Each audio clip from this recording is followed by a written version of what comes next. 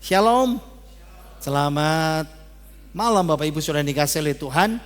Kita kembali lagi kepada kitab Hakim-Hakim kita ya. Nah, bagian yang ketujuh, apa kata kuncinya? Kegagalan ya. Kegagalan manusia untuk taat pada Tuhan di bawah teokrasi. Ayo kita baca ayat kuncinya. Ayat kunci kitab Hakim-Hakim 2:3. Pada zaman itu tidak ada raja di antara orang Israel. Setiap orang berbuat apa yang benar menurut pandangannya sendiri. Nah, kalau kita lihat bagannya, kita sekarang lihat ya pembebasan oleh hakim di bagian kerajaan utara dari pasal 4 sampai pasal 5 ayat 31. Jadi tidak mungkin kita selesaikan hari ini. Ini Deborahnya berseri. Ini seri yang pertama ya. Nah, kita di bagian utara. Jadi kalau kita lihat Hakim 1, 2, 3, Hakim Otniel, Hakim Ehud, Hakim Samgar itu melayani di wilayah Israel bagian selatan. Lalu hakim yang keempat fokus pindah ke bagian utara. Israel di bagian utara seperti itu. Jadi kalau kita lihat, saya kasih nama ya, agen 001 itu Otniel, hakim yang pertama. Hakim yang kedua Ehud, agen 002, tangannya kidal ini ya. Hakim yang ketiga namanya Samgar, agen 003, dan dia bukan orang Israel. Nah, jadi kita belajar hari ini Hakim-Hakim pasal 4, pasal 5, dan itu pun siklusnya kita tidak bisa belajar secara penuh. Jadi hakim yang keempat ini agen 004 ya, wanita namanya Deborah. Nah, kalau kita lihat siklusnya itu ya apa ya, spiral down spiral kalau bahasa Inggrisnya ya. Siklus yang menurun ya, mulai dari Otniel, Ehud. Nah, sekarang ini disebut yang memimpin perang kan namanya Barak, Jenderal Barak itu. Tapi hakimnya si Deborah seperti ini. Turun terus seperti itu. Nah, sekarang kalau Samgar tidak menceritakan tentang siklus karena dia hidup bersama-sama dengan Ehud itu di situ ya, dan Otniel sebelumnya seperti itu. Nah, sekarang ini bagian yang pertama, siklus pengulangan dosa. Dimulai dengan Hakim-Hakim pasal 4 ayat yang pertama. Ayo kita baca 2, 3. Setelah Ehud mati, orang Israel melakukan pula apa yang jahat di mata Tuhan. Nah, berarti siklusnya berulang lagi. Jadi apa ya? Ya, kalau kita pakai bahasa Jawa kita, orang Israel itu dablak gitu saudara ya. Tuman gitu ya. Begitu pemimpinnya meninggal, pengarah rohaninya meninggal, lalu mereka melakukan apa yang jadi mata Tuhan. Jadi bagian hari ini, bagian yang keempat, hakim keempat, pembebasan Deborah bersama dengan Barak ya, jenderalnya itu, dari penindasan bangsa Kanaan. Nah, dimulai dengan pembelotan orang Israel pasal 4 ayat yang pertama. Jadi orang Israel melakukan apa yang jahat, tidak usah diterangkan lagi. Kenapa? Karena sudah terangkan di pasal 1 dan pasal 2. Jadi sudah jelas sekali dosa mereka apa? Terjerumus lagi dalam dosa penyembahan, praktek penyembahan berhala itu. Ikut lagi kepada bangsa-bangsa di sekitarnya itu. Jadi pembelatan ini muncul setelah kematian Ehud. Nah, ini membuktikan bahwa karena hakim sebelumnya kan diceritakan pasal 2 ayat 31 itu kan ceritanya pasal 3 ayat 31 itu kan ceritanya Samgar, cuma satu ayat. Tapi seharusnya sesudah Samgar langsung ke Deborah ini, tapi disebutkan di pasal 4 ini ayat pertama sesudah kematian Ehud. Nah, itu menolong kita untuk mengerti Samgar dan Ehud itu bersama-sama melayani di tempat yang berbeda, tapi sama-sama di selatan seperti ini. Nah, ini menolong kita ya. Saya kasih penerapan sederhana. Ayo baca Amsal 11 ayat yang ke-14. 2, 3. Jikalau tidak ada pimpinan, jatuhlah bangsa. Tetapi jikalau penasihat banyak, keselamatan ada. Nah, ini membuktikan juga bahwa hakim, pemimpin itu memberikan pengaruh yang positif sekali. Ini menolong saudara dan saya ya. Kenapa Tuhan menuntun kehidupan kita belajar taat kepada pemimpin, belajar taat tunduk kepada pimpinan rohani yang di atas seperti itu. Kenapa? Karena menolong kita untuk bisa setia kepada Tuhan seperti itu. Nah, kalau kita lihat siklus sesudah mereka jatuh dalam dosa, mereka langsung diperbudak. Ayo kita baca ayat yang kedua. 2, 3. Lalu Tuhan menyerahkan mereka ke dalam tangan Yabin, raja Kanaan yang memerintah di Hasor. Nah, kita tahu sekarang, berarti ini bicara kalau kita ya kalau saudara suka baca dan ngerti firman Tuhan langsung kata, oh Hasor berarti utara. Sudah jelas sekali ya. Kesusahan dari bangsa Kanaan, ayat yang kedua dan ketiga. Kita masih baca ayat 2 saja ya. Jadi suku-suku Israel yang ada di utara sedang ditindas oleh koalisi Kanaan yang bersatu. Siapa yang memimpin? Yabin dari Hazor. Nah, kalau dengar kata Yabin, ada nama Yabin, ada nama Raja Hazor, itu pernah ditaklukkan oleh Yosua ya kira-kira 100 tahun yang lalu. Waktu mereka masuk ke negeri Kanaan dan sudah dikalahkan oleh Yosua. Nah, ini pertanyaannya, apakah umurnya ini lebih panjang dari Yosua ya? Berarti umurnya bisa 200 tahun itu. Kalau kita dengar yang seperti itu, pelan-pelan ya. Nah, ingat ya, 200 tahun sebelumnya Tuhan sudah membebaskan Israel dari perbudakan Mesir. Lalu mereka masuk dipimpin oleh Yosua. Tapi sekarang mereka diperbudak lagi sama seperti 200 tahun yang lalu. Seperti mereka keluar dari Mesir. Kenapa? Sekali lagi karena ketidaktaatan. Tuhan menjual mereka ke tangan bangsa Kanaan. Kenapa? Karena berdosa. Nah, kalau dengar sekarang kita bahas, tadi itu kan kita bahaskan namanya Raja Yabin ya. Raja Hazor seperti ini. Berarti ini nolong kita. Nama Yabin itu gelar turun-temurun. Nah, kalau kita di Indonesia kan terkenal ya, Sri Sultan. Nah, itu sudah jelas sekali ya. Berarti dia seorang keturunan raja yang di Yogyakarta. Nah, tergantung Sri Sultan yang mana ya. Yang ke berapa ini? Ke-9, ke-10, yang ke-8, yang keberapa seperti itu. Atau kalau kita dengar Firaun. Nah, Firaun itu banyak. Itu nama gelar untuk pemimpin di Mesir. Abimelek. Nah, kalau kita dengar nama Abimelek itu di mana? Ketika zamannya Abraham. Abraham dengan Abimelek. Ya. Nah, itu yang menolong kita ya, bahwa oh, ini adalah nama gelar-gelar. Jadi Yabin seperti Abimelek, seperti Sultan, seperti Firaun, itu nama-nama gelar. Nah, kalau kita bicara tempatnya sekarang, Hasor itu benteng terpenting kanan utara di Galilea Utara, kira-kira 14 kilo di Kineret.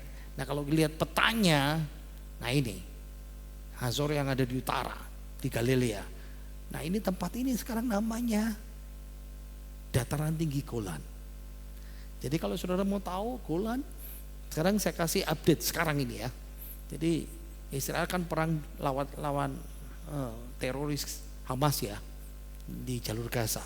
Tapi yang dari utara Hizbullah itu yang didukung sama Iran itu di Lebanon itu. Memang menyedihkan sekali ya. Lebanon itu tahun 70-an damai, kaya. Karena negara Lebanon itu 50% lebih itu orang Kristen. Dan di sisi orang Muslim, sehingga selalu bergantian. Siapa yang presiden, siapa yang perdana menteri. Nah, ya, jadi Kristen selalu mendapat bagian.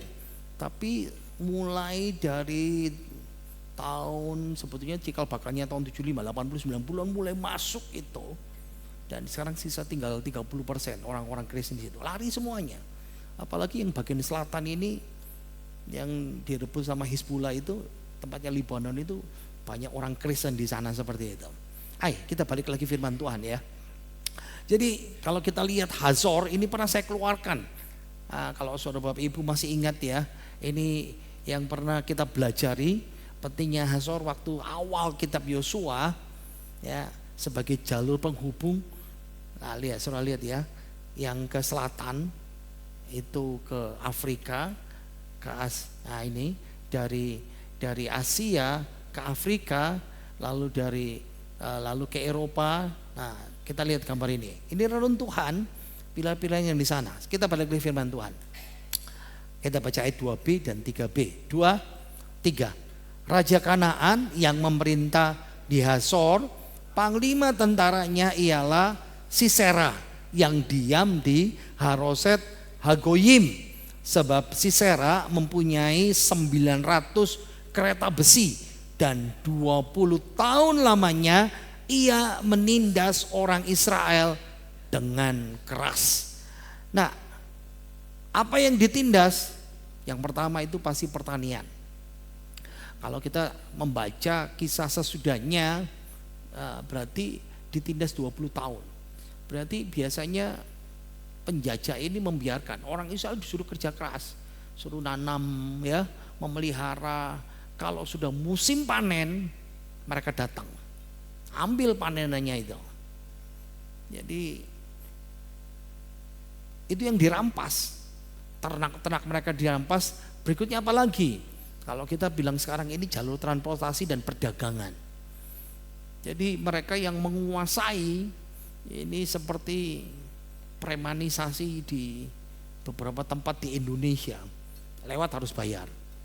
Yang bukan bayar kepada petugas keamanan, tapi bayar kepada preman-preman itu. Kok bisa tahu?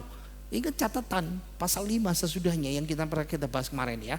Versi firman Allah hidup. Kita baca 2, 3. Jalan-jalan raya sunyi sepi. Orang-orang yang lalu lalang mengambil jalan sempit yang berliku-liku. Nah, jadi kalau mau tahu penindasannya itu seperti apa? Ya sama. Semua hasil usaha orang Israel diambil, transportasi perdagangan dikuasain, sehingga mereka mau enggak mau misalnya harus melewati jalan yang berliku, naik bukit, bukan jalan yang umum. Ya. Mau seperti itu. Dan itu panjang. Saya kasih gambar balon ulang tahun aja ya. Ulang tahun itu coba dipikir, tahun depan ulang tahun, 2 tahun lagi ulang tahun. Ini ulang tahunnya tunggu 20 kali saudara. Lama itu, lama sekali. Ingat ya, Tuhan membiarkan mereka ditindas seperti itu. Tapi menarik di sini ceritanya, Hazor Raja Yabin tidak berperan. Tapi dalam narasi, dalam cerita Hakim-Hakim 45, perhatian kita diceritakan pusatnya pada namanya Sisera, komandan tentaranya itu ya. Berarti menolong kita untuk bisa melihat rajanya kelemah ini ya, yang berkuasa itu jenderalnya seperti itu. Nah, ingat ya, barusan ini baru saja ada terjadi kudeta di negara mana itu, yang panglimanya ditangkap itu. Ngikutin berita saudara ya, sudahlah lupakan sajalah. Oke, kalau dengar kata Hagoyim, nah ini bahasa Ibrani, berarti ini dijuluki sama orang Ibrani ya. Hagoyim itu artinya bangsa bukan Yahudi, seperti ini ya. Nah, penindasan ini sangat parah. Kenapa? Karena didukung oleh 900 kereta besi. Nah, ini sedikit saya kasih gambaran sajalah. Jadi ini kekuatan musuh, saudara bisa membayangkan, tak main-main, 900 kereta besi. Jadi kalau ditanya, buat apa sih kereta besi itu? Nah, gambarannya itu untuk nabrak, serius. Seperti mobil ya, weng gitu ya. Kalau kereta besi ditarik 2 kereta gitu ya, yang kemudikan 1, nah, perwiranya di sebelah. Ya, atau bisanya edisi 3, ada yang isi 3 ya, yang satu bawa panah seperti itu. Macam-macam seperti itu. Nah, kalau saya perbandingkan kereta besi ini sama seperti tank. Nah, saya ambil ini tanknya Indonesia yang baru ya, buatan Indonesia sama Turki ya, namanya Harimau yang terkenal itu. Bayangkan Indonesia saja punya ini medium tank ya, dan tank-tank yang lama itu tahun 2024 itu cuma 313. Kebetulan saya suka militer saudara ya. Lalu saya mikir gini, wow, Indonesia yang sebesar ini cuma punya 313. Nah itu tempatnya kecil. Ya kalau saya umpamakan tidak lebih besar, mungkin tidak sampai separuh Jawa Timur, tidak ada. Tapi itu yang menguasai 900 tank seperti itu. Nah, saudara bisa bayangkan ya. Nah, itu bentuk yang opresif itu ya, betul-betul ditekan. Nah, saya keluarkan slide yang terakhir ya. Israel masa itu sama seperti Indonesia, tidak punya tentara, tidak punya senjata perang. Serius. Jadi, baca Hakim 6 ayat 8. 2, 3. Tidak terlihat perisai atau tombak di tengah-tengah 40.000 tentara Israel. Ini ceritanya si Gideon. Tentara yang baru direkrut, bukan tentara profesional, tidak punya senjata dan tameng. Lalu perang pakai apa? Nah sekarang oke, stop. Berarti saudara Bapak Ibu bisa membayangkan ya, 20 tahun ditekan, tidak punya tentara, tidak punya senjata, perdagangan ekonomi dikuasai, transportasi dikuasai, pertanian semua dikuasai, mereka ditindas selama 20 tahun. Wow, itu menderita sekali. Oke, kita lihat siklusnya ya.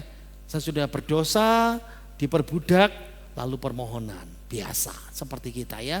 Kalau sudah dihukum Tuhan, kalau sudah dapat tekanan, kalau sudah banyak masalah, langsung, oh Tuhan, tolong aku Tuhan. Nah itu kita itu persis seperti ya. Ayo kita baca. 2, 3. Lalu orang Israel berseru kepada Tuhan. Nah itu, ini persis seperti kelakuan kita ya. Ayo kita baca. Terus 4 dan 5. 2, 3. Pada waktu itu, Deborah, seorang nabiah, istri Lapidot, memerintah sebagai hakim atas orang Israel. Ia biasa duduk di bawah pohon korma.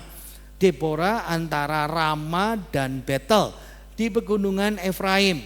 Dan orang Israel menghadap dia untuk berhakim kepadanya. Nah, di mana Deborah dan Barak memerintah. Lihat ya, ini dari Efraim ya, dari Efraim pemerintah yang di bagian utara. Tapi dia duduk di situ. Jadi orang-orang Israel kalau perlu, ingat ya, berhakim. Kayak gini. Saya kasih ilustrasi ya, yang paling gampang. Si A sama si B ini tetanggaan. Nah, si A si B tetanggaan. Nah, si A ini nuduh si B mengambil lembunya. Si B ngomong, ini bukan aku beli. Lalu siapa yang menyelesaikan?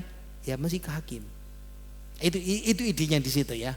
Jadi kalau bila berkata berhakim seperti apa? Nah itu ceritanya. Begitu apapun ada permasalahan, ada perselisihan, larinya ke situ. Dan yang menarik, perempuan. Nah kalau Barak kita bisa lihat ya. Oke. Jadi ini pertama kalinya pembebasan oleh Deborah dan Barak. Dan ayat 4 dan 5 bicara soal kepemimpinannya. Kalau ditanya namanya Deborah itu apa? Lebah madu. Nah, lalu saya ingat ya, saya itu punya tante, adiknya papi itu namanya Tante Nyu ya, panggilan karena Ibu Deborah, Tante Deborah itu. Tante Nyu itu panggilnya Deborah. Orangnya suka ngomong katanya salah nama itu. Karena dikasih nama apa namanya? Lebah ya. Gitu. Cocok gitu Saudara ya. Saya berhak ajak kita pergi ke Malang itu kemana ya? Wah luar biasa, 2 jam 3 jam di mobil cerita seperti itu. Oh lupakan, ini di online ya. Dengar ini orangnya bisa seperti itu. Oke stop. Nah tunggu dulu, Deborah itu seorang nabiah sekaligus hakim. Saya rasa ini double ya, tugasnya double. Nabiah, kalau dengar nabiah itu nabi perempuan maksudnya ya, nabi perempuan. Hakim sudah paham ya ceritanya ya. Tapi kalau nabiah itu berarti spokesman, juru bicaranya Tuhan. Jadi kalau Tuhan mau ngomong selalu disampaikan lewat nabi. Nah sekarang karena Deborah ini perempuan disebut nabiah. Nah balik lagi stop. Wah enak ya zaman sekarang ya. Coba kalau ada masalah-masalah gitu ada nabiah-nabiah dan banyak orang Kristen terjebak dengan gambaran seperti itu. Lalu cari misalnya ini pendeta Sakti Mandaguna karena dia suka bernubuat ngomong ini itu, dia menyampaikan pesan Tuhan. Dan kadang-kadang ada gereja khusus kayak gini ya. Ini gerejanya kalau kebaktian biasa. Tapi kalau selesai kebaktian itu pendetanya duduk kayak seperti tempat kursi center class gitu, orang tuh antri minta diomongin apa saja seperti itu. Nah sebetulnya apa ya, zaman dulu itu tidak ada firman Tuhan. Stop dengar ya. Makanya orang perlu mendengar suara Tuhan. Nah kalau kita firman Tuhan sudah lengkap di Alkitab. Jadi kalau saudara perlu sesuatu, saudara bisa tanya sama firman Tuhan. Nah seperti itu. Jadi tidak usah cari suara Tuhan lagi. Dan ingat ya, yang kedua Tuhan kasih kita Roh Kudus. Roh Kudus di dalam hati kita. Ada firman Tuhan sudah selesai lengkap. Tidak perlu ditambah lagi, tidak bisa dikurangi lagi. Kita punya Roh Kudus yang bicara kepada kita. Oke stop. Nah jadi Deborah untuk pertama kalinya dia melayani sebagai hakim dan memutuskan perselisihan itu di pengadilan. Dan tadi itu sudah diberitahu ya, lokasinya di sebelah 11 sampai 16 km di sana antara Ramah Betel di perbukitan Efraim. Nah sepertinya Deborah itu dari suku Efraim karena dari tempatnya itu. Tapi beberapa ahli mengaitkannya enggak, dari suku Isakar karena dilihat dari pasal 5 ayat 15 seperti itu. Tapi yang membuat kita menarik adalah tidak ada info dari Alkitab tentang suaminya. Suaminya dikasih nama Lapidot. Lapidot itu artinya obor. Nah, kalau Indonesia ini Nur gitu. Ini berarti orang Nur. Nah itu namanya Nur seperti itu. Nah jenderalnya namanya Barak. Nah Barak itu artinya petir gitu, seperti itu ya. Siapa muridnya Tuhan Yesus anak Boanerges. Nah itu sama ya, petir itu seperti itu. Oke, ayo kita baca ayat selanjutnya, ayat 6 dan 7. 2, 3. Ia menyuruh memanggil Barak bin Abinoam dari Kedes di wilayah daerah Naftali. Lalu berkata kepadanya, bukankah Tuhan Allah Israel memerintahkan demikian? Majulah, bergeraklah menuju Gunung Tabor dengan membawa 10.000 orang Bani Naftali dan Bani Sebulon bersama-sama dengan engkau.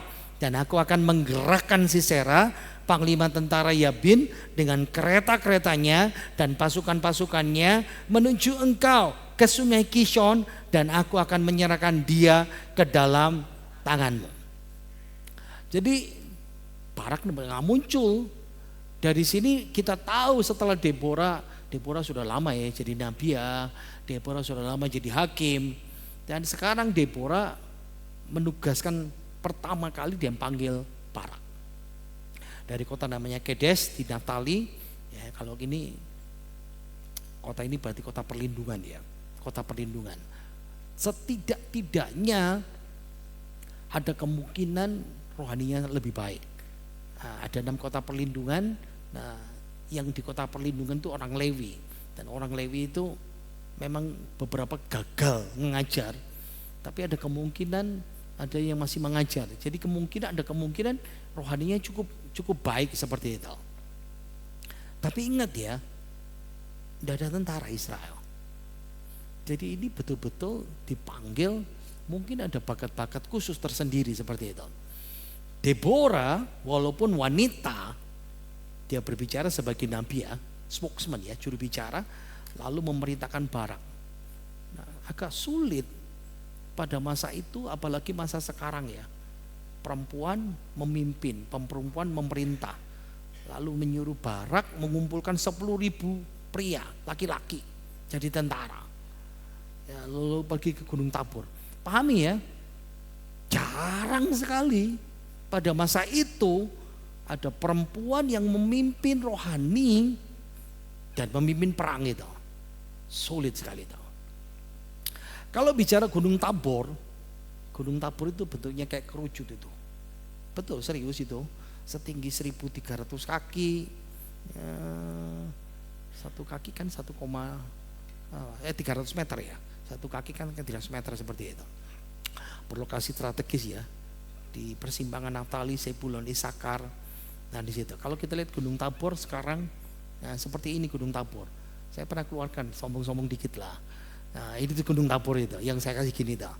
Ini gunung ketika Tuhan bertemu dengan Musa dan Elia di atas gunung itu. Ini Gunung Tabor yang seperti itu.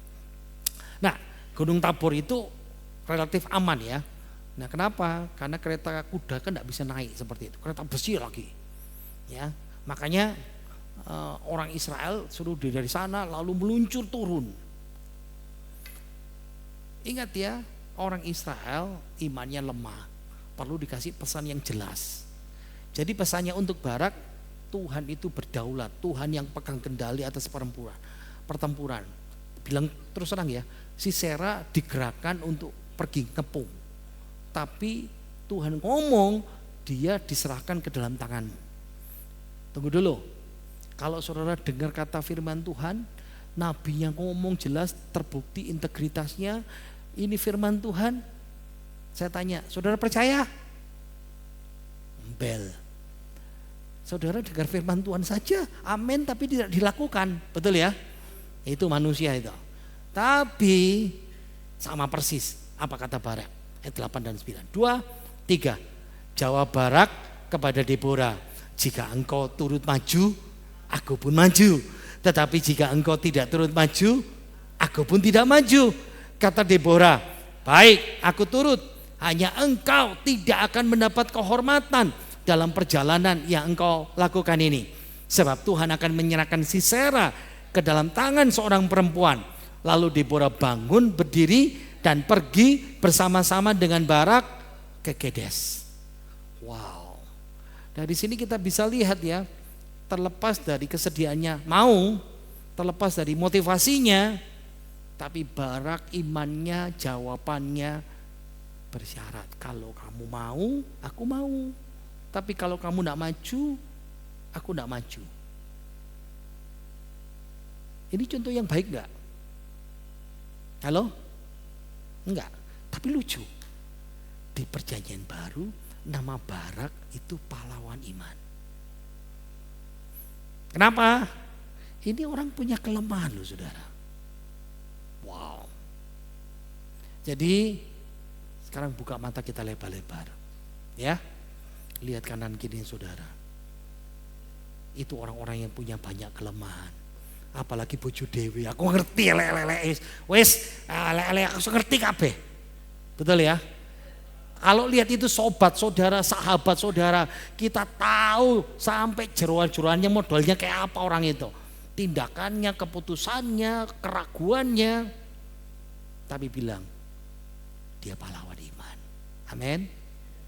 Amin, ini gak semangat gitu saudara ya. Pegang itu ya. Wow, jadi stop, sekarang kita bicara gereja kita. Siapa yang tidak tahu? Si A, si B, aku tahu nih jeleknya. Ya aku tahu mudah. Serius ya? Tapi Tuhan bilang dia pahlawan iman. Amin. Oke. Kelemahan Barak, ketaatannya bersyarat. Jika, ya toh, kurang yakin dengan pernyataan Tuhan, tanggapannya tidak sesuai dengan perintah Tuhan, keyakinannya akan Tuhan butuh bukti. Pokoknya ibu harus ikut.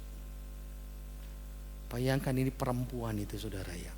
Oke, jawaban Tuhan melalui Deborah. Oke, setuju, boleh ya. Tapi engkau akan kehilangan kehormatan kemenangan. Tetap menang, tapi puncak kehormatannya Tuhan menyerahkan Sisera kepada perempuan. Dan kita tahu itu cerita Yael. Masih belum selesai, minggu depan ya kita belajar ya. Berkat masih diterima, tapi tidak sepenuh lagi. Nah kadang-kadang dalam kehidupan kita kita sama seperti itu ya. Terus ayat 10, 2, 3. Barak mengarahkan suku Sebulon dan suku Naftali ke Kedes, maka 10.000 orang maju mengikuti dia. Juga Deborah maju bersama-sama dengan dia. Jadi Deborah dia pergi bersama Barak, pergi kumpulkan 3 suku itu. Nah bayangkan, sekarang bayangkan 10.000, ini bukan tentara, ini petani. Jadi tentara. Perginya ke sini, ke Gunung Tabor. Bayangkan, bisa apa enggak? Ayat 11, 2, 3. Adapun Heber, orang Keni itu telah memisahkan diri dari suku Keni, dari anak-anak Hobab, ipar Musa, dan telah berpindah-pindah memasang kemahnya sampai ke pohon Tarbantin di Saanaim yang dekat Kedes. Dikasih penjelasan tambahan di sini. Pengembara Heber, orang Keni, iparnya Musa, meninggalkan klannya di Yehuda, ya, suku Yehuda di selatan, lalu mendirikan tendanya di Kedes seperti itu. Ini pengantar untuk ceritanya Yael itu. Berikutnya ya, ayat yang terakhir, slide yang terakhir, 2, 3. Setelah dikabarkan kepada Sisera bahwa Barak bin Abinoam telah maju ke Gunung Tabor, dikerahkannya lah segala keretanya 900 kereta besi dan seluruh rakyat yang bersama-sama dengan dia dari Haroset Hagoyim ke sungai Kison. Cukup sampai di sini. Saya mau tutup dengan satu penerapan. Saya sedikit membayangkan ketakutannya si Barak ya. Ketakutan dari puluhan ribu petani-petani yang jadi wajib militer. What's the point? Apa poin ini buat saudara dan saya? Sama persis ya. Kadang-kadang kita ini khawatir, takut, ragu karena kita menghadapi sesuatu yang besar. Modal kita kecil, kemampuan kita kecil, kita kalah banyak. Saya mau kasih statement. Sedikit kalau bersama Tuhan itu lebih dari cukup. Pak Ando, gimana retreat? Sedikit kalau bersama Tuhan lebih dari cukup. Amin. Coba terapkan itu dalam kehidupan kita ya. Saya mau tutup dengan satu cerita. Pernah dengar penerbangan Apollo 13? Kalau yang cerita-cerita gini saya senang saudara ya. Kalau dengar misi Apollo yang mendarat di bulan kan 11, lalu 12, 13. Dengar kata 13 kan mitosnya angka sial. Nah ternyata Apollo ke-11, ke-13 itu misinya terganggu. Ada ledakan tabung oksigen. Nah, Gene Kranz itu direktur penerbangan yang mengatur semuanya di bumi. Sementara di Apollo itu, Jim Lovell, komandan misi menyampaikan, Houston, we have trouble, kami punya masalah. Dan mereka sudah pasrah karena ledakan ini semuanya sudah menghitung dan percaya kita harus berkata selamat tinggal. Tinggal di mana? Tinggal di luar angkasa, tidak bisa kembali dan entar lagi mati di sana. Kalian seperti Deborah, dia tidak putus asa. Dia kumpulkan semua teknisi yang di bumi, ya di Houston, dia hitung semuanya apa yang ada. Mereka buat hitung dengan perhitungan yang matang dan berkatakan ini langkah dan secara ajaib mereka bisa pulang selamat dan mendarat di Samudra Pasifik. Dalam autobiografinya Kranz dia berkata, kegagalan bukan pilihan. Mungkin kita menghadapi yang sama hari-hari ini ya. Tuhan, situasinya mustahil. Jangan menangisi kekurangan kita.